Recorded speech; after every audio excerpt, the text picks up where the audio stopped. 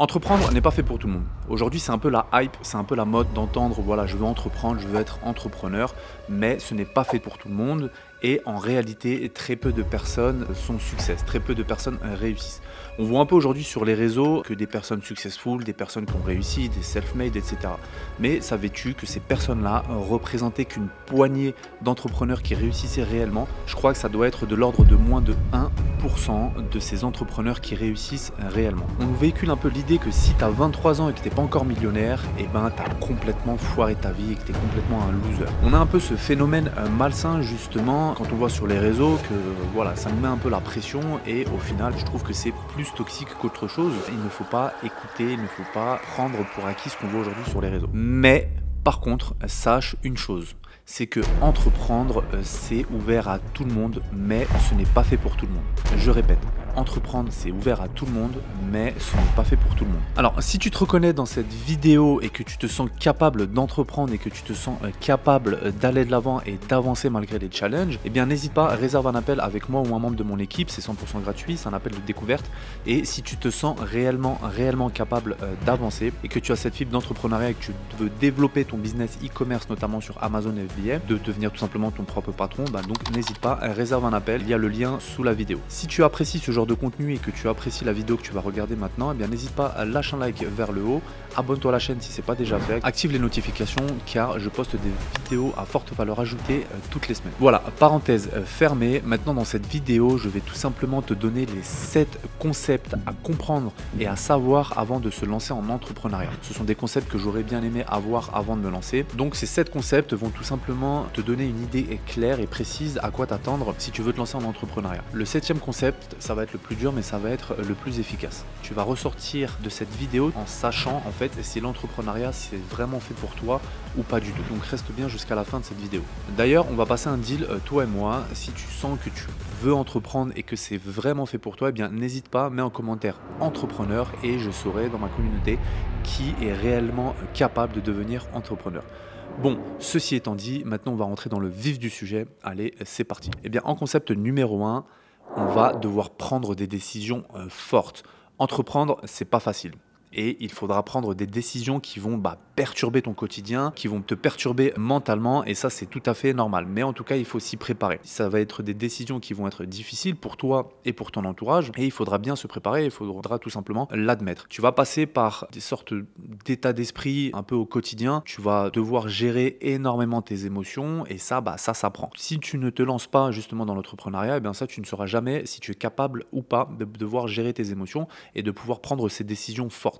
C'est souvent des décisions rationnelles qu'il faudra prendre et non pas des décisions émotionnelles. Il faut vraiment faire attention parce qu'il y a une grosse différence entre les deux. Mais par contre, les deux sont liés. Aujourd'hui, si tu prends une décision rationnelle plutôt qu'émotionnelle, eh bien, tu vas te baser sur de la data. Tu vas te baser sur une analyse réelle que tu vas faire plutôt qu'une analyse émotionnelle que tu vas faire. Concept numéro 2, investir sur soi. Il va vraiment être important que tu puisses investir sur toi-même et que tu aies confiance en toi.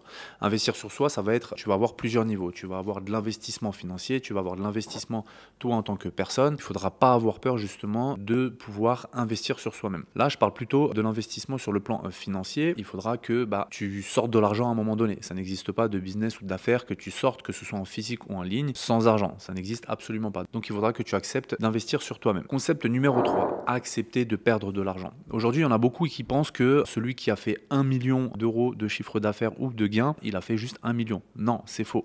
Il a fait 1 million, mais pour avoir 1 million, il en a perdu 500 000. Et ça, c'est le processus normal. C'est un processus qu'il faut accepter. Ça n'existe pas non plus celui qui fait de l'argent sans en perdre. Il faut que tu puisses changer ton rapport avec l'argent, tout simplement en perdant de l'argent. Moi, personnellement, j'ai perdu beaucoup d'argent, 20, 30, 40, 50 000 euros. Alors, c'est vrai que c'est dur dans l'immédiat, mais au final, ce que moi, ça m'a permis de comprendre, eh bien, ça va être tout simplement cette relation que tu as avec l'argent, ce rapport que tu as avec l'argent. Et bien, demain, si je dois reposer 20 000 euros et potentiellement les perdre, eh bien, ça n'aura pas le même impact personnellement et mentalement parce que je suis déjà passé par ce processus. Et ça, il faut tout simplement l'accepter. Il faut accepter de perdre de l'argent. C'est tout à fait normal. Après, perdre de l'argent, si par exemple, voilà, on a acheté une formation, on a investi quelque part, ça n'a pas fonctionné, il ne faut pas que ce soit une fin en soi. Il ne faut pas se braquer, se dire j'ai perdu de l'argent, c'est bon, je recommencerai plus, j'arrête totalement le business. Non, c'est là aussi où on arrive à montrer sa capacité en tant qu'entrepreneur, à continuer à avancer malgré ce genre d'imprévu, ce genre de mésaventures d'aventure et c'est tout à fait normal. Si tu veux gagner de l'argent, il faut que tu sois prêt à en perdre et ça, c'est inévitable. Concept numéro 4, il faut que tu prennes des risques. Aujourd'hui, celui qui ne prend pas de risques ne fait rien. Celui qui ne prend pas de risques ne gagne rien. Celui qui gagne beaucoup, c'est parce qu'il a pris beaucoup de risques et il continue encore à en prendre et à en prendre.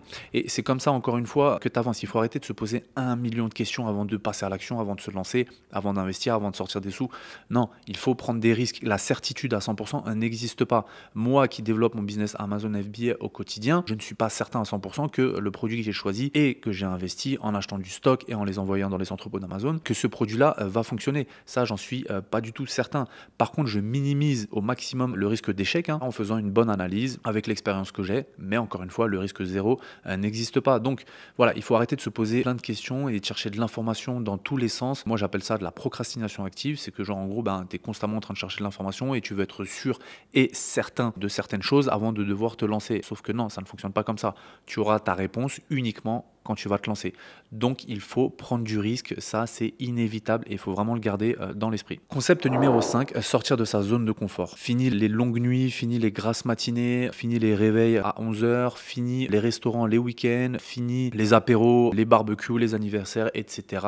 Il faut totalement les oublier. Tu n'arriveras pas à avancer si tu ne sors pas de ta zone de confort. C'est indéniable. Il faut que tu puisses sortir dehors, que tu ailles dans des masterminds, dans des masterclass, rencontrer des gens, aller dans des events de business, etc. Commencer à networker. Il faut que tu sors de ta zone de confort, même si tu es timide, même si tu es introverti, peu importe. Il faut que tu sors de ta zone de confort. Ça aussi, encore une fois, ça fait partie de la formule, ça fait partie du process. Alors, je sais que des fois, ça peut sembler un peu inconfortable de faire ça, mais crois-moi que ça va être bénéfice. L'intérêt de ton business d'abord. Donc, si toi, tu as cette capacité de sortir de ta zone de confort facilement, fais-le. Si tu dois aller dans un autre pays, si tu dois aller vers l'inconnu, si voilà, il ne faut pas que tu sois bloqué par la peur, il faut que tu puisses sortir de ta zone de confort. Alors oui, ça va être inconfortable, oui, tu vas te poser tout un tas de questions, c'est tout à fait normal, ça fait encore une fois partie du processus.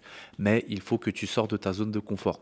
Ça, c'est obligatoire si tu veux avancer. Et il n'y a que comme ça, en fait, que finalement, tu vas un peu changer ton schéma de vie, ça va un peu chambouler tes habitudes et c'est tout à fait normal parce que les habitudes que tu as aujourd'hui, eh bien, elles reflètent les résultats que tu as aujourd'hui. Et si tu n'as pas de bons résultats, eh bien, c'est que tout simplement, tes habitudes, elles sont pas bonnes. Donc, il faut que tu puisses changer tes habitudes. Alors, je sais que nous, en tant qu'être humain, on n'aime pas trop le changement, mais un entrepreneur à succès, une personne qui réussit, une personne qui développe ses business, c'est une personne qui s'adapte tout simplement aux situations et qui sort de sa zone de confort. Ça va pas lui faire peur de partir dans un autre pays pour découvrir de nouveaux business, pour aller visiter, je sais pas moi, peut-être du bien immobilier, du patrimoine, networker, aller, enfin voilà, vers l'inconnu.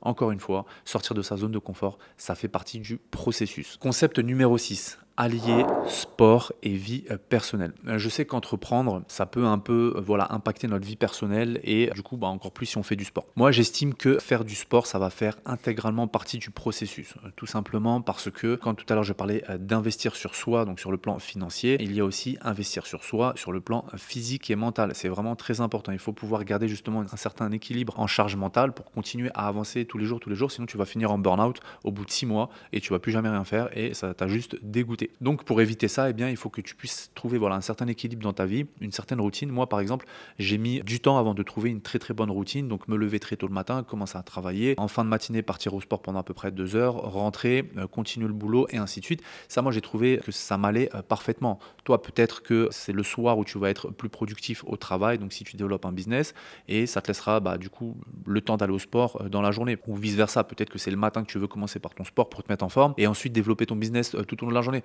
Ça va être à toi de trouver ta routine. Mais en tout cas, une chose est sûre, c'est qu'il faut que tu inclues ton sport, une activité physique, une activité sportive dans ta routine. Donc que ce soit de la course, de la marche, de la natation, du sport en salle, peu importe. Il faut que tu puisses justement trouver cet équilibre mental tout simplement pour pouvoir réguler un peu la charge, le stress, les questionnements que tu as. Et en plus, je vais te dire un truc, c'est que quand tu vas libérer ton cerveau pendant ton activité sportive, eh bien, tu vas voir qu'il y aura des nouvelles idées qui vont arriver et potentiellement des idées qui pourront être un game changer dans ton propre business auquel tu n'aurais pas pensé si tu avais la tête dans le guidon toute la journée en train de travailler sur ton business. Et pour la partie vie personnelle aussi, il y aura quelques changements. Si tu es marié, si tu as des enfants, il faudra que tu puisses réadapter un peu tout ton planning et encore une fois, tu vas sortir de ta zone de confort et il faudra que tu puisses adapter un peu tout ça. Alors je sais que c'est pas évident, mais c'est faisable, c'est clairement faisable. Aujourd'hui, il y a beaucoup de self-made, des personnes successful qui ont des vies de famille et pourtant qui continuent à développer leur business de la bonne manière et qui font de très très gros chiffres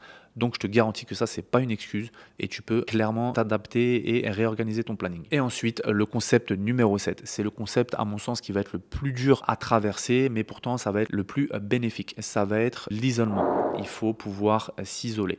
Parce que quand tu rentres dans l'aventure entrepreneuriale, quand tu commences à développer tes business, par rapport à ton entourage, tu ne parles plus le même langage. Tu n'as plus la même vision, tu n'as plus le même mindset, le même état d'esprit. Et donc forcément, eh bien, les discussions que tu auras avec ton entourage seront pour toi tout simplement inintéressantes. Et donc tu vas petit à petit commencer à t'isoler.